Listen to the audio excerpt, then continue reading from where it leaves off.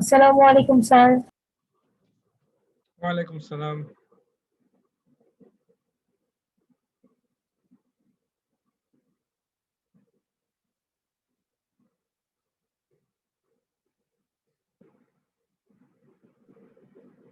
Sir হ্যাঁ, শুনতে পাচ্ছেন? স্যার ঈদের আগে স্যার এই সপ্তাহে আমাদের লাস্ট ক্লাস হচ্ছে না স্যার?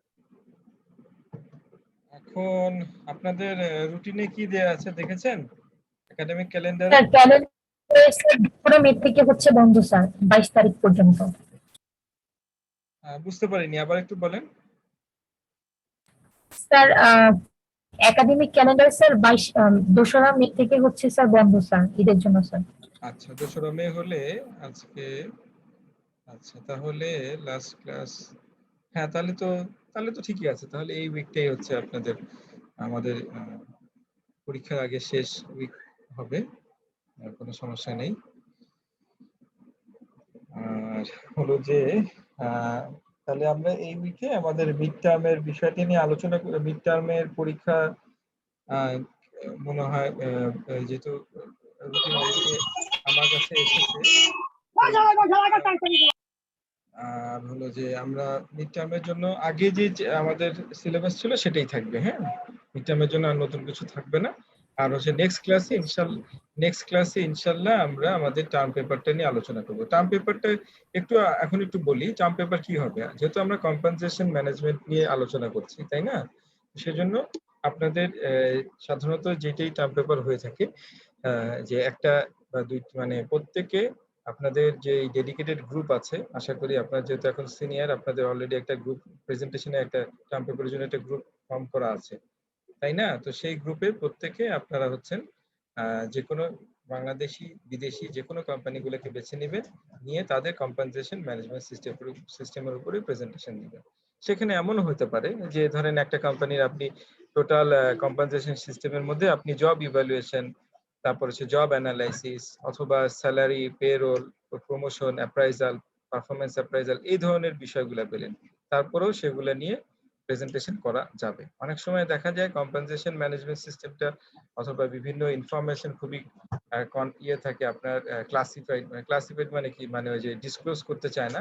তো তখন সেক্ষেত্রে আমাদের ইনফরমেশন ল্যাকিংস এর কারণে আমরা আমাদের প্রেজেন্টেশন গুলা অথবা টার্ম পেপার গুলা ঠিক মতো করতে পারি না।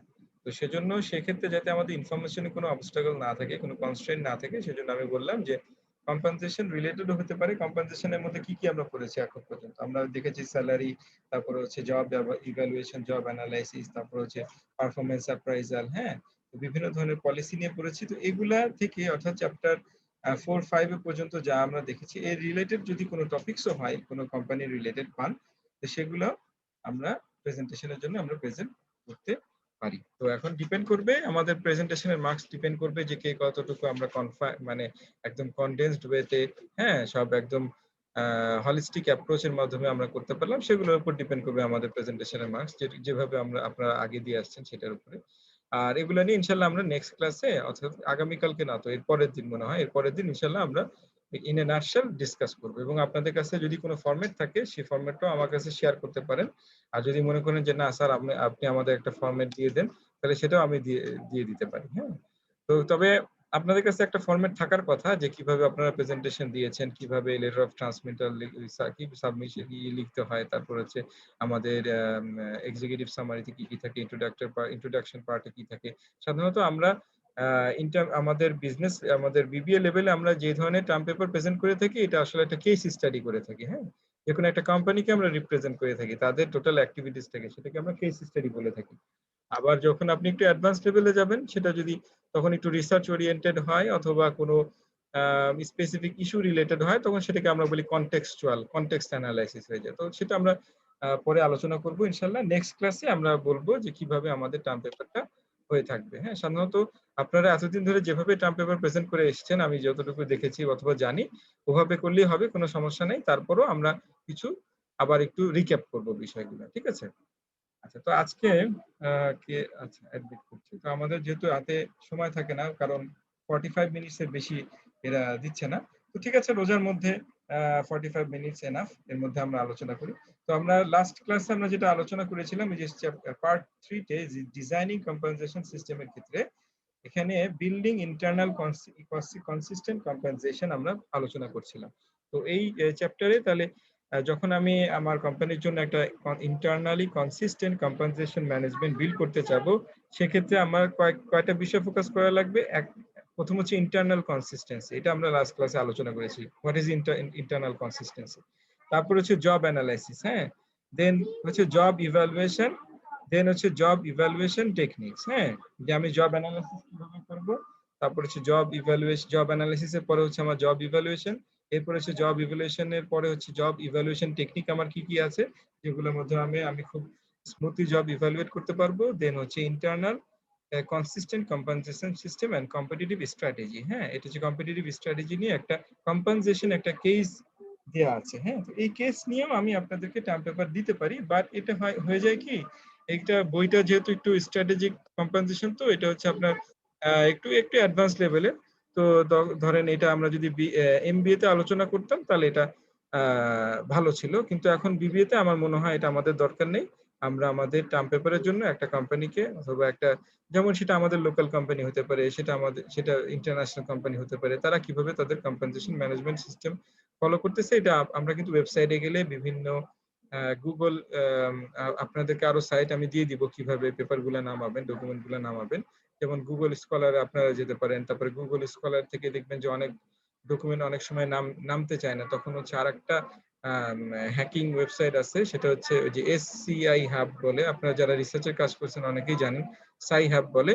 তো এরা হচ্ছে আপনার ফ্রি ডকুমেন্ট গুলা আপনাকে ডাউনলোড করতে সুযোগ করে দিবে, হ্যাঁ। তারপর আরো অনেক ওয়েবসাইট আছে, জেনেসিস, তারপর আর কি কি আছে, তো ওগুলো নিয়ে সংক্ষেপে আমরা আলোচনা করব। আচ্ছা ঠিক আছে, তাহলে আমরা আজকে জব অ্যানালাইসিসটা দেখবো। জব অ্যানালাইসিসের এখানে অনেক বড় পার্ট, দেখবেন যে steps in job analysis process 122 থেকে 127 নম্বর পেজ, অর্থাৎ টোটাল 5 পৃষ্ঠা হচ্ছে job steps in job analysis process, অনেক বড়। তারপর হচ্ছে legal consideration for job analysis, এটা হচ্ছে 127 নম্বর পেজে। আমাদের এইটা প্রয়োজন হবে না, লিগ্যাল কনসিডারেশনটা আমরা পরে পড়বো। আমরা সাধারণত স্টেপস দেখবো জব অ্যানালাইসিসে এবং জব অ্যানালাইসিস টেকনিক, অর্থাৎ 122 নম্বর পেজ এবং 128 নম্বর পেজটা দেখবো। আর এখানে একটা ওয়েবসাইটে একটা ডেটাবেজের কথা বলছে, এটা হচ্ছে আমেরিকাতে US department of labours occupational information, যাদের সবসময় যাদের কাছে স্টোর করা থাকে বিভিন্ন ধরনের, যেমন আমাদের বিডি জব যেরকম না, তারপরে এদের একটা সেন্ট্রাল ম্যানেজমেন্ট সিস্টেম আছে যেখানে আছে ওনেট বলে, হ্যাঁ। ওনেটে ওরা হচ্ছে বিভিন্ন স্কিল রিলেটেড আপনি সিভি দিয়ে আপলোড করে রাখবেন এবং সার্টিফিকেশন কোর্স টোর্স এগুলো করে আপনি আপলোড করে রাখবেন। তো ওরা যখন দরকার হবে এই ওনেটের মাধ্যমে তারা কিন্তু সিভি গুলা কালেক্ট করে বিভিন্ন কোম্পানিগুলো। আচ্ছা ঠিক আছে, তাহলে আমরা দেখে আসি জব অ্যানালাইসিস এর বিভিন্ন স্টেপস গুলা কি। আচ্ছা, তো জব অ্যানালাইসিস অলরেডি আমরা অনেকেই আলোচনা করেছি, এটা ডেফিনেশন আর মনে হয় না আমাদের দরকার হবে। এখন আমরা চলে আসি একদম ক্রিম পয়েন্টে, যে জব কন্টেন্ট রেফারেন্স কি কি এখানে বলেছে। আচ্ছা এখান থেকে চলে আসি, তাহলে এর আগে একটু এই প্যারাগ্রাফটা নিয়ে অল্প একটু কথা বলি, যে জব কন্টেন্ট। আর কথা শোনা যাচ্ছে না। ওকে, কারণ একটু সাউন্ড বাড়াই আমার হেডফোনটা হচ্ছে আপনার কি বলে, যে হ্যাবিট আছে না, হ্যাবিট কি জানি, এটা মোটামুটি ভালো একটা, কিন্তু তারপরে যে মাঝে মধ্যে কেন কাজ করে না। আচ্ছা ঠিক আছে, অসুবিধা নেই। তাহলে job content refers to the actual activities that employees must perform on the job. Job content descriptions may be broad, general, and statements of job activities, অর্থাৎ যে জব কন্টেন্টের কথা বলছে আমরা অলরেডি দেখে আসছি যে একটা জব পারফর্ম করার জন্য কি কি কাজ করা লাগে, ব্যাস এগুলি হচ্ছে actual activities that employ must perform, এটা হচ্ছে জব কন্টেন্ট। দেন চলে আসি যে আর দরকার নাই, দেন হচ্ছে ওয়ার্কার রিকোয়ারমেন্টস, হ্যাঁ, যে একটা জব পারফর্ম করার জন্য একটা ওয়ার্কারের কি কি ধরনের রিকোয়ারমেন্টস থাকে সেটাকে যদি আরো সামারাইজ করে করা হয় সেটাকে আমরা বলি KSA, knowledge, skills and attitude. অর্থাৎ the people must have to perform a particular job. Such requirements usually include education, experience, license. তো এটাকে আমি আন্ডারলাইন করে রাখি, এটা আপনারা যখন পড়বেন এখান থেকে এটা পড়লেই হবে, আর দরকার আর বেশি ডিটেলস দরকার নেই। এই জিনিসগুলো আমি এটাকে আপলোড করে দিব, অসুবিধা নেই, অথবা ভিডিওতে থাকলে আপনারা নিজেরা আপলোড এটা এই আন্ডারলাইন করে নিতে পারবেন। আচ্ছা, তাহলে এটা হচ্ছে আমাদের ওয়ার্কার রিকোয়ারমেন্টস। তাহলে জব ইভ্যালুয়েশনের জন্য আমি প্রথমে যেটা দেখবো যে ওয়ার্কার রিকোয়ারমেন্টসকে আমি আইডেন্টিফাই করব, দেন চলে যাব ওয়ার্কিং কন্ডিশন। ওয়ার্কার রিকোয়ারমেন্টস কি, যে একটা ওয়ার্কারের কি ধরনের নলেজ থাকবে, কি ধরনের স্কিলস এবং কি ধরনের অ্যাটিটিউড। তাহলে such requirements usually include কি এই রিকোয়ারমেন্ট গুলো কি থাকবে? Include this requirements includes education, experience, licence, তারপর হচ্ছে লাইসেন্সের এখানে পারমিটস দেওয়া আছে, তারপর হচ্ছে and specific abilities and skills such as typing, drafting or editing. For example, HR manager must have knowledge of principles and procedures for recruitment selection. এগুলো মনে হয় আমি আপনাদেরকে আগে পড়িয়েছিলাম কিনা, আমার তো মনে হচ্ছে এগুলো আমরা পড়িয়েছি। আপনারা খেয়াল করেন তো, অলরেডি পড়ে আসছি না এটা? যাক, অসুবিধা নেই, পড়ে আসলে আবার একটু রিকালেক্ট করি। আপনার কথা শোনা যাচ্ছে না স্যার, অনেক কেটে কেটে আসছে স্যার। আচ্ছা, কেটে কেটে আসতেছে, এখন দেখেন তো শুনতে পাচ্ছেন কিনা।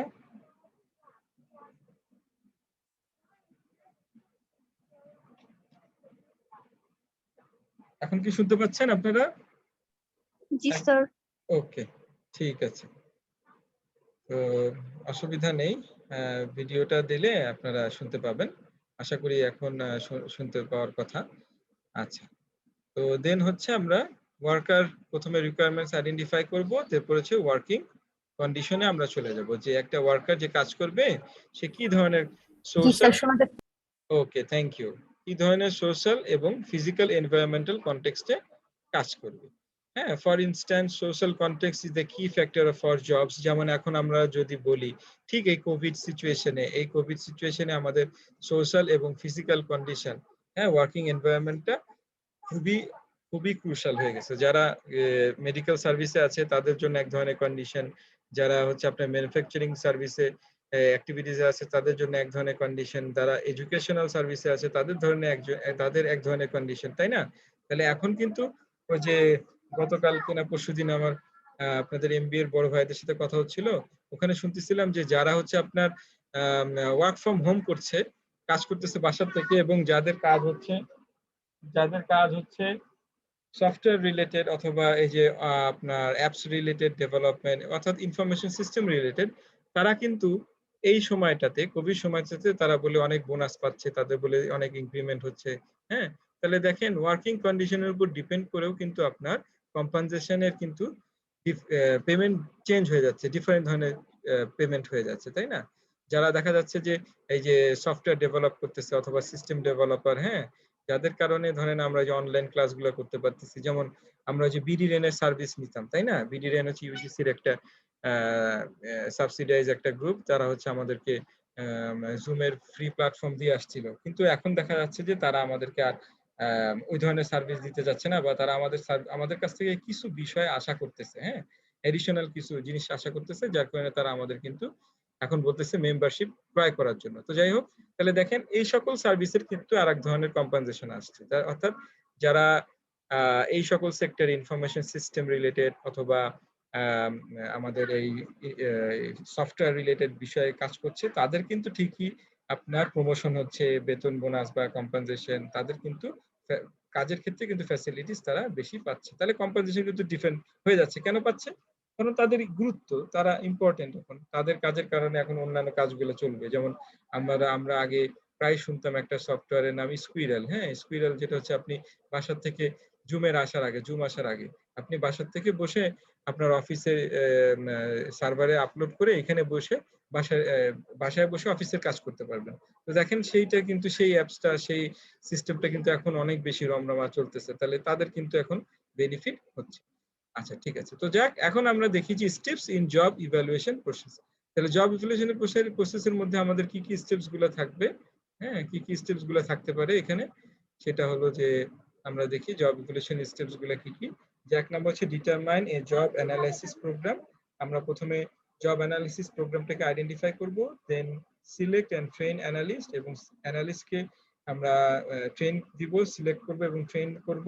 তারপর হচ্ছে ডিরেক্ট জব অ্যানালিস্ট ওরিয়েন্টেশন, অর্থাৎ একদম যেই জব রিলেটেড অ্যানালিসিস আমি করব তাকে কিছু ওরিয়েন্টেশন দিয়ে দিব। দেন হচ্ছে conduct the study, data collection method and source of data, হ্যাঁ, তাকে একটা ডেটা কালেকশন মেথড আমি শিখাবো এবং সোর্স অফ ডেটাও তাকে দিয়ে দেওয়া হবে। Then summarise the result, writing job description. এরপর হচ্ছে আমি আমার জব ডেসক্রিপশনটা লিখবো, হ্যাঁ, সামারাইজ করে লিখবো। তো এটা আসলে আলাদা ধরনের আরেক ধরনের ক্যাপাসিটি।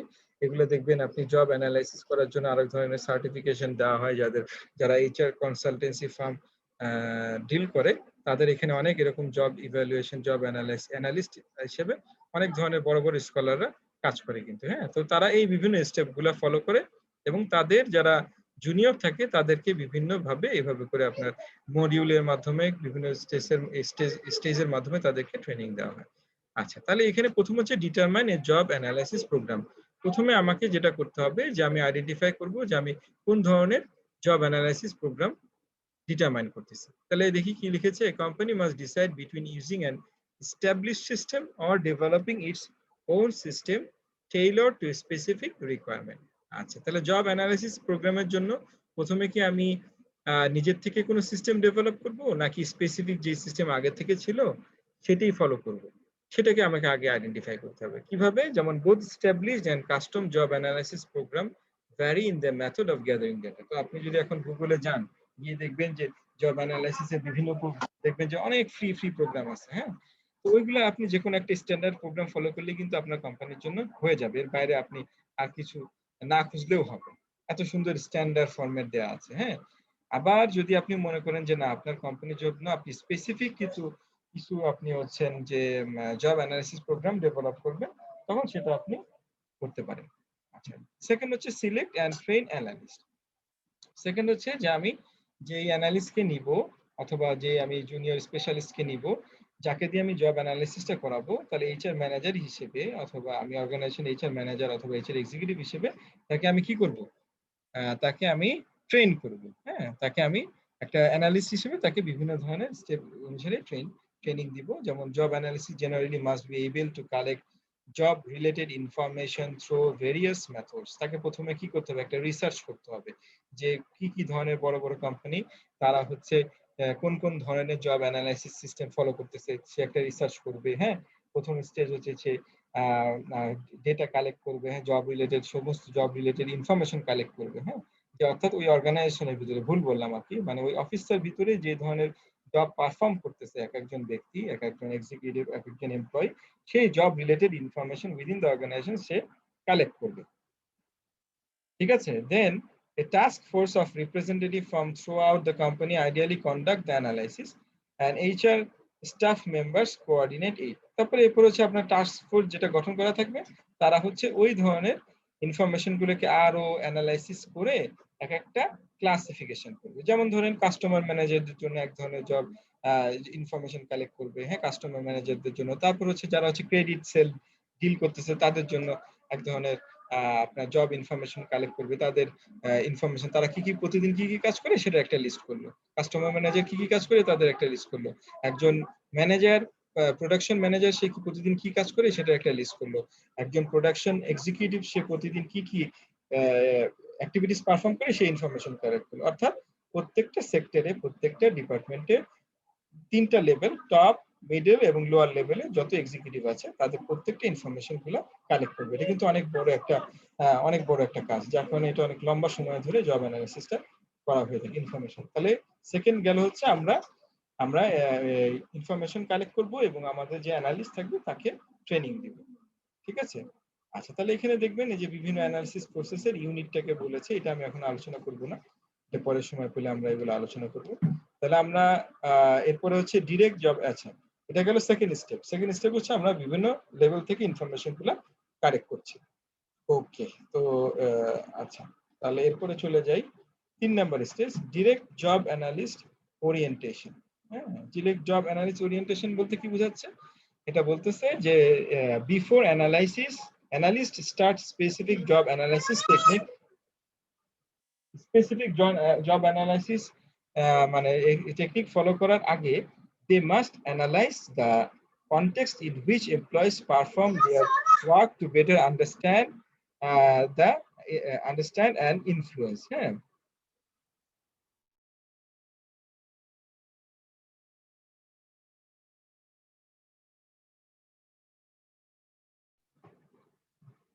আচ্ছা, তো যেখানে আমরা ছিলাম যে যদি before analyst start specific job analysis technique they must analyze the context। হ্যাঁ, এটা খুব গুরুত্বপূর্ণ যে একটা এমপ্লয়ি, যেমন কিছুক্ষণ আগে আমরা আলোচনা করলাম যে কোভিড সিচুয়েশনে কিন্তু এখন টোটালি কনটেক্সট চেঞ্জ হয়ে গেছে। তো এখন আসলে কোন সিচুয়েশনে কোন এমপ্লয় কি ধরনের বিহেভিয়ার শো করবে, হ্যাঁ, সেটা কিন্তু ডিপেন্ড করতেছে তার এই কনটেক্সটের উপরে। তাহলে টু বেটার আন্ডারস্ট্যান্ড, তাহলে যদি আমি কনটেক্সটটাকে আগে অ্যানালাইসিস করি, সেটা তখন আমার জন্য কিন্তু ফ্যাক্টরস গুলাকে আইডেন্টিফাই করা সহজ হয়ে যাবে। তাহলে in addition, analysts should obtain and review such internal information as organizational chart listing job titles, classification of each position to be analyzed, হ্যাঁ। তাহলে তাহলে সে কি কি কনটেক্সট যে আলোচনা করবে, আইডেন্টিফাই করবে, সেটা কিভাবে করবে, যে সে ইন্টারনাল ইনফরমেশন, অর্গানাইজেশনাল চার্ট থেকে, লিস্ট থেকে, জব টাইটেল, ক্লাসিফিকেশন এবং ইচ পজিশন, প্রত্যেকটা জিনিস থেকেই সে আইডেন্টিফাই করবে। যেমন আমরা যদি এক্সাম্পল হিসেবে বলে থাকি যে একজন মার্কেটিং এক্সিকিউটিভ, সে মার্কেটিং রিলেটেড অ্যাক্টিভিটিস গুলো সে ডিল করতেছে, বা আমি তার পজিশন দেখতেছি সে হচ্ছে মার্কেটিং এক্সিকিউটিভ, কিন্তু আমি কিন্তু এটা জানি না যে তার ফ্লোরে তাকে কিন্তু আরো অনেক কাজ দেওয়া হয়েছে। যেমন ধরেন সে হচ্ছে যে একই সাথে ধরেন প্রকিউরমেন্টের এক্সিকিউটিভ হিসেবেও সে কাজ করতেছে। তাহলে আমি যখন তার ওরিয়েন্টেশনটা জানবো, অর্থাৎ তার কনটেক্সটটাকে আমি জানবো, তখন কিন্তু তাকে আমার ইনফরমেশন গুলা কালেক্ট করা সহজ হয়ে যাবে। এটাকে কি বলতেছি, এই ধরনের এক্সপানশনকে আমরা বলি হচ্ছে জব এনলার্জমেন্ট, তাই না? আমরা একটু যদি চিন্তা করি, এইচআর এ আপনারা যারা বেসিক করে আসছেন, জব এনলার্জমেন্ট অর্থাৎ জব এনরিচমেন্ট হচ্ছে আপনাকে যখন স্পেসিফিক একটা দায়িত্বেরই একটা স্পেসিফিক একটা পজিশনের হোল একটা দায়িত্ব দেওয়া হলে তখন সেটাকে আমরা জব এনরিচমেন্ট বলতেছি। আর জব এনলার্জমেন্ট বলতেছি কোনটা, এক ডেস্ক টু ডেস্ক, অর্থাৎ আপনি একই সাথে মার্কেটিং এক্সিকিউটিভ হিসেবেও কাজ করতেছেন, একই সাথে আপনি প্রোডাকশনের এক্সিকিউটিভ হিসেবে কাজ করতেছেন, একই সাথে আপনি এইচআর এর এক্সিকিউটিভ হিসেবে কাজ করতেছেন। কারণ আপনার ওই ফ্লোরে লোকবলের অভাব আছে অথবা স্কিল এমপ্লয়ের অভাব আছে, যার কারণে আপনি একই সাথে এইচআর এরও কিছু কাজ ডিল করতেছেন, আপনি একই সাথে মার্কেটিং এরও কাজ ডিল করতেছেন, একই সাথে আপনি কিন্তু ধরেন প্রকিউরমেন্টেরও কাজ ডিল করতেছেন। এবং আমরা এরকম একটা কেস দেখেছিলাম না, যে কেস অ্যানালাইসিসের সময় আমরা কিন্তু আপনারা খেয়াল করেছেন কিনা, যে আপনার যে ফিশারের এইচআর এর বই পড়ে থাকেন, তাহলে দেখবেন ওইখানে একটা কেস আছে যে সম্ভবত কোন কোম্পানি, আইবিএম নাকি বিএমডব্লিউ, এরকম কিছু একটা হবে, আমি ভুলে গেছি, অনেক আগে করছি তো। তো ওইখানে ওরা কিন্তু প্রথম 3-24 অর্থাৎ 2 বছরের প্রভিশন পিরিয়ড রাখে। তো প্রভিশন পিরিয়ড হচ্ছে 24 মান্থস, তাই না, 2 বছরে 24। তাহলে ওরা কি করে, 3টা ট্রেনিং এর জন্য তাদেরকে 3টা ডিপার্টমেন্টে কাজ করায়, যেই ঢুকুক না কেন তাকে সম্ভবত মার্কেটিং, সম্ভবত প্রকিউরমেন্ট, সম্ভবত এইচআর, এরকম কিছু একটা হবে, অর্থাৎ 3টা ফ্লোরে সে কাজ করবে, 3টা ডিপার্টমেন্টে সাব ডিভিশনে সে কাজ করবে, যাতে সে সমস্ত কাজের ধারণাটা পেয়ে যায়।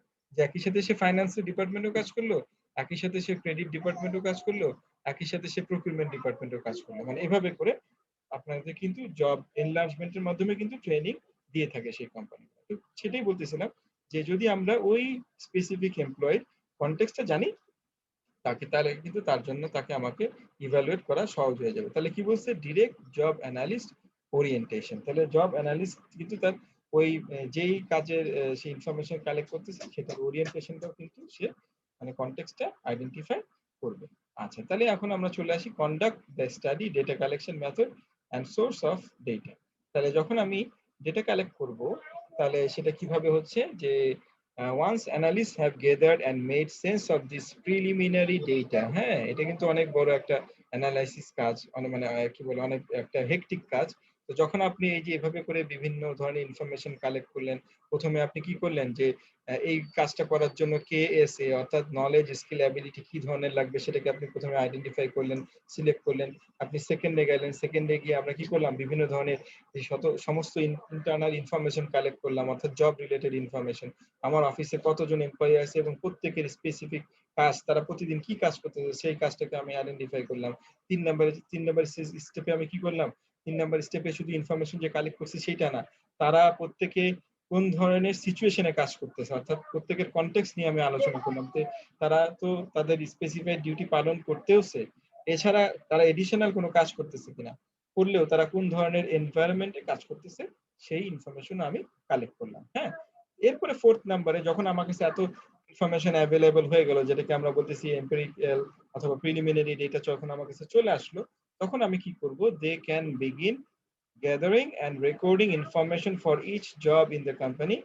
Analysts should carefully choose the method of data collection and the source of data। এই যে তাহলে আমি এই যে ডেটা কালেক্ট করা এইগুলা এগুলা এই ইনফরমেশন গুলো এই অ্যাক্টিভিটিস গুলো একটা একটা স্পেসিফাইড অথবা একটা ইউনিফাইড প্রসিডিউরের মাধ্যমে হওয়া উচিত। তাহলে এই স্টেপে কিন্তু আমাকে বলে দিবে যে আমি কিভাবে ডেটাগুলো নিয়ে আসছি, সেটাকে আসলে অথেন্টিক ডেটা নিয়ে আসতে পারছি নাকি ভুলভাবে নিয়ে আসছি। তো এই স্টেপে আমাকে শিখিয়ে দেওয়া হবে যে আপনি কিভাবে অথবা আমি কিভাবে ডেটাগুলো কালেক্ট করব এবং পরবর্তীতে সেগুলো অ্যানালাইসিস করব।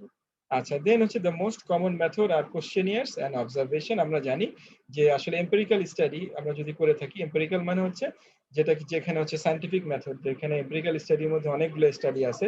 এর মধ্যে একটা হচ্ছে এক্সপেরিমেন্টাল স্টাডি আছে, হ্যাঁ। তারপরে হচ্ছে যে আমাদেরটা হচ্ছে এক্সপ্লোরেটরি স্টাডি, আমরা যেটা এখন করতেছি সেটা হচ্ছে এক্সপ্লোর করতেছি, অর্থাৎ আমাদের আশেপাশেই আছে কিন্তু আমরা কোশ্চেনিয়ার এন্ড অবজারভেশনের মাধ্যমে কনকারেন্ট বিহেভিয়ার গুলাকে রাইট ডাউন করতেছি। বুঝতে পারছেন? এটা মানে হচ্ছে এক্সপ্লোর করা, মানে খুঁজে বের করা। আপনার আশেপাশেই সব মানে ঘটতেছে বিষয়গুলা, মানে ডিসকভারি আর কি, হ্যাঁ। যেমন আমেরিকা তো ছিলই, কিন্তু আমেরিকাকে আমরা এক্সপ্লোর করতে পারি না ব্রিটিশ। পরবর্তীতে যখন কি বলে ক্রিস্টোফার কলম্বাস যখন আমেরিকাতে যায়, তখন সে আমেরিকা কিন্তু এক্সপ্লোর করে। ঠিক একইভাবে আমার অফিসে আশেপাশে যে ঘটনাগুলো ঘটতেছে সেগুলোকে আমি যখন এক্সপ্লোরেটরি স্টাডির মাধ্যমে খুঁজে বের করব, অর্থাৎ সেখানে মেথড হচ্ছে কোশ্চেনিয়ার এন্ড অবজারভেশন। হ্যাঁ, কোশ্চেনিয়ার, তাহলে কোশ্চেনিয়ার করে হচ্ছে মানুষের বিহেভিয়ার সম্পর্কে জানা যায়, আর অবজারভেশনের করে অবজার্ভ করে মানুষের অ্যাকচুয়াল অ্যাক্টিভিটিস সম্পর্কে জানা। তাহলে এই দুইটা মেথডের মাধ্যমে আমি ডেটা কালেক্ট করলাম। এগুলো হচ্ছে জব অ্যানালাইসিস বলেন আর সমস্ত অ্যানালাইসিস বলেন, হ্যাঁ। রিসার্চে যারা রিসার্চার, আমরা যারা রিসার্চ করি ছোটখাটো, আমরা দেখি যে কোশ্চেনিয়ার এন্ড অবজারভেশনের ছাড়া আর কোনো খুবই কম আছে। আর আরেকটা আছে, সেটা হচ্ছে এক্সপেরিমেন্টাল, যেটা আমরা করেছিলাম হথর্ন, আপনারা পড়েছেন হথর্ন স্টাডি, সেটাকে বলে হচ্ছে এক্সপেরিমেন্টাল, হ্যাঁ। যেখানে একটা গ্রুপ থাকবে এক্সপেরিমেন্টাল গ্রুপ আর আরেকটা গ্রুপ থাকবে হচ্ছে কন্ট্রোল গ্রুপ। তো এগুলো নিয়ে আমরা পরে আলোচনা করব, তো এইখানে আমাদের এটা দরকার হবে না। আচ্ছা, তাহলে প্রথমে আমরা কি করব যে describe the task you perform most frequently. তাহলে যেমন আমি কোশ্চেনিয়ারে কি কি কোশ্চেন লিখবো, আপনি এখনই যদি বিভিন্ন অ্যানালিস্ট ওয়েবসাইটে যান তাহলে দেখবেন প্রথম কিছু ফ্রি কোশ্চেনিয়ার দিয়ে রেখেছে, তো সেখান থেকেও আপনি কিন্তু অনেক এক্সাম্পল আমরা দেখতে পারি। তো এখানে বইতে দেওয়া আছে, আমাদের ওয়েবসাইটে যাওয়ার দরকার নেই। তাহলে দেখি প্রথম কি কোশ্চেনটা করছে ওরা, যে সাধারণত questionnaire direct job incumbents and supervisor description of the incumbents work through a series of questions and statement। এখানে ইনকামবেন্ট মানে হচ্ছে যাকে আপনি অ্যানালাইসিস করতেছেন, হ্যাঁ, তাকে ইনকামবেন্ট বলতেছে। For example, describe the task you perform most frequently. তাকে আমি জিজ্ঞেস করলাম যে তুমি বলো যে তুমি মোস্ট ফ্রিকোয়েন্টলি কি কি কাজ করো। ওই যে আমরা আগে প্রথম দুইটা স্টেপ দেখলাম না, যে ইনফরমেশন কালেক্ট করব, তারপরে কনটেক্সট রিলেটেড ইনফরমেশন কালেক্ট করব, সেই ইনফরমেশন গুলো আমরা কিভাবে কালেক্ট করব সেখানে এটা কোশ্চেনিয়ার মাধ্যমে দেখিয়ে দিয়েছে।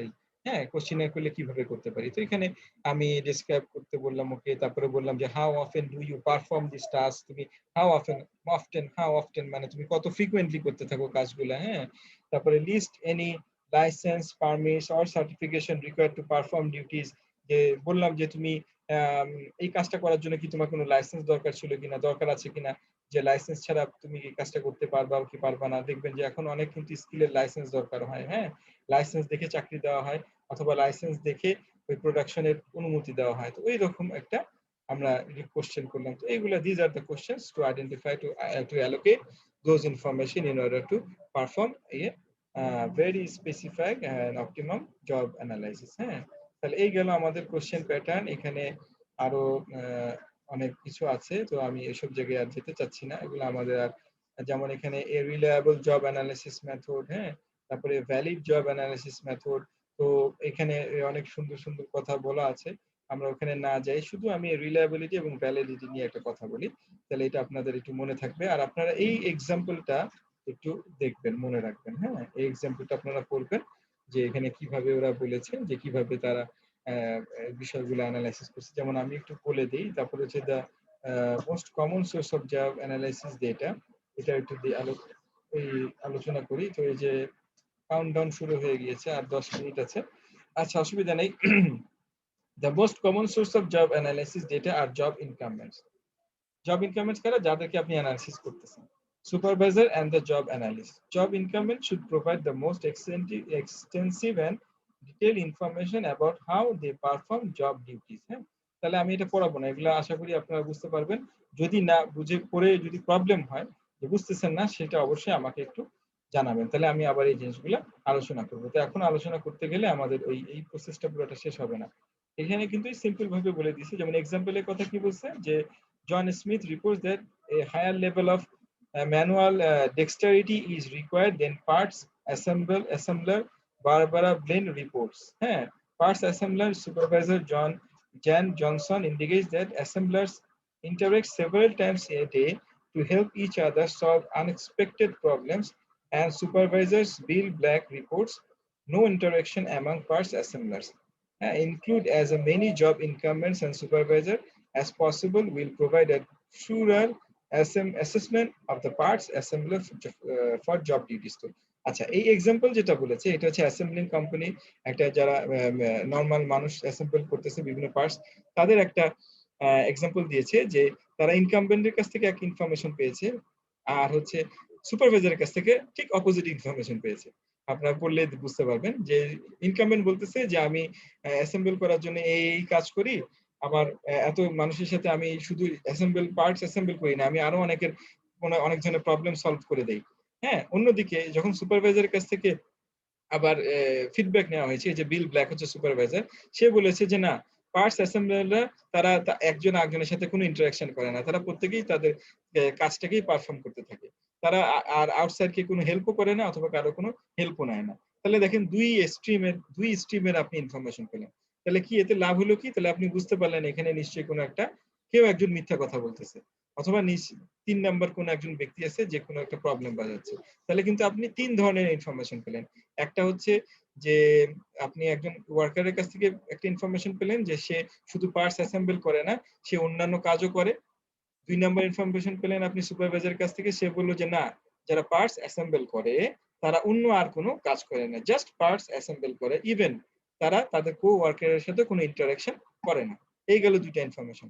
কিন্তু 3 নাম্বার ইনফরমেশন আপনি কি বুঝতেছেন যে একই সাথে একই জব, এটাকে বলে জব স্টেশন অথবা জব ফ্লোর থেকে আপনি কখনো একদম 2 বিপরীতার্থক ইনফরমেশন আপনি কখনো পাবেন না। তখন আপনার জন্য কিন্তু একটা অ্যানালাইসিস করা সহজ হয়ে গেল, আপনি বুঝলেন যে আসলে কোনো একটা পার্টি এখানে মিথ্যা কথা বলতেছে, তাহলে আপনি নিজে একটা ইনফরমেশন কিন্তু এক্সট্রাক্ট করতে পারলেন। তাই এখানে পরবর্তীতে লাইনে বলছে যে যত বেশি আমরা সোর্সটাকে আইডেন্টিফাই করতে পারবো, যত সোর্স থেকে আমি ইনফরমেশন কালেক্ট করতে পারবো, তত বেশি আমার জব অ্যানালাইসিসটা মোর ট্রুরার হবে। আমার অ্যাসেসমেন্টটা খুবই অনেস্ট হবে। তো এটা এখানে বলেছে। তো এরপরে আছে এই যে রিলায়েবিলিটি এন্ড ভ্যালিডিটি বলেছে। রিলায়েবল মানে হচ্ছে, আর ভ্যালিডিটি মানে হচ্ছে, এটা হচ্ছে আপনারা বিজনেস স্ট্যাটিস্টিক্স অথবা রিসার্চ করেছেন কিনা, যে রিলায়েবল মানে হচ্ছে ধরেন যদি আমি বলে থাকি বাংলাদেশ হচ্ছে আমাদের 6 ঋতুর দেশ হচ্ছে বাংলাদেশ, তাই না? বাংলাদেশে 6টা ঋতু আছে, বিভিন্ন সময় গ্রীষ্ম, বর্ষা, শরৎ, হেমন্ত, শীত ও বসন্ত। তো এই যে আমি বললাম 6টা ঋতু, এটা কি দেখেছেন বাংলাদেশে এক বছর 6 ঋতু ছিল, পরের বছর 3 ঋতু, তারপরের বছর 1 ঋতু, তারপরের বছর 7 ঋতু, এরকম কি আমরা দেখছি? না, দেখিনি। অর্থাৎ আমরা যখন জিওলজিক্যাল ডেটা বলি, অর্থাৎ আবহাওয়া এবং কি বলে জলবায়ু, এর মধ্যে তো পার্থক্য আমরা জানি, তাই না? জলবায়ু হচ্ছে অনেক দিনের আবহাওয়া যখন একসাথে হয়ে একটা ইনফরমেশন নেওয়া হয় তখন সেটাকে আমরা জলবায়ু বলি। জলবায়ু খুব দ্রুত পরিবর্তন হয় না, আবহাওয়া খুব দ্রুত পরিবর্তন হয়। ঠিক একইভাবে আমরা যদি জব রিলায়েবিলিটির কথা বলি, যে ইনফরমেশনের কথা বলি, যে রিলায়েবল জব অ্যানালাইসিসের মাধ্যমে কি হবে, আমি রিলায়েবল ডেটা অথবা একটা অথেন্টিক ডেটা কালেক্ট করতে পারবো। অর্থাৎ আমি এমন একটা ইনফরমেশন পাবো যে ইনফরমেশনটা বিগত 5-10 বছরের সাথে অ্যাডজাস্টেড থাকবে, অর্থাৎ একই রকম ইনফরমেশন আমার কালেক্ট হবে, চেঞ্জ আসবে না, রিলায়েবিলিটি বলে। যেমন ধরেন আমি যদি বলি যে কালকে বা পরশুদিন বৃষ্টি হতেও পারে, নাও হতে পারে, কিন্তু দেখা গেল যে আমার 2 দিনে কোনো বৃষ্টি হলো না, বরঞ্চ আরো গরম বেড়ে গেল, কিন্তু চতুর্থ দিনে গিয়ে কিন্তু বৃষ্টি হলো, তাহলে কিন্তু আমরা রিলায়েবল বলতে পারি। কিন্তু যদি দেখি যে আমি বললাম পরশুদিন বৃষ্টি হবে, এই 1 মাস কোনো বৃষ্টি হলো না, তাহলে কি বুঝতে হবে? তাহলে বুঝতে হবে যে আমার ইনফরমেশন রিলায়েবল ইনফরমেশন না, রিলায়েবল সোর্স না। ঠিক আছে? তো এইটাই বলতেছে যে reliable job analysis method yields consistent result. এই যে যেটা বলতেছিলাম যে কনসিস্টেন্ট রেজাল্ট, কনসিস্টেন্ট, যেটা আগের ইনফরমেশনের সাথে আমার রিলেট থাকবে, এটাকে বলে রিলায়েবিলিটি ডেটা, মানে জব রিলায়েবিলিটি।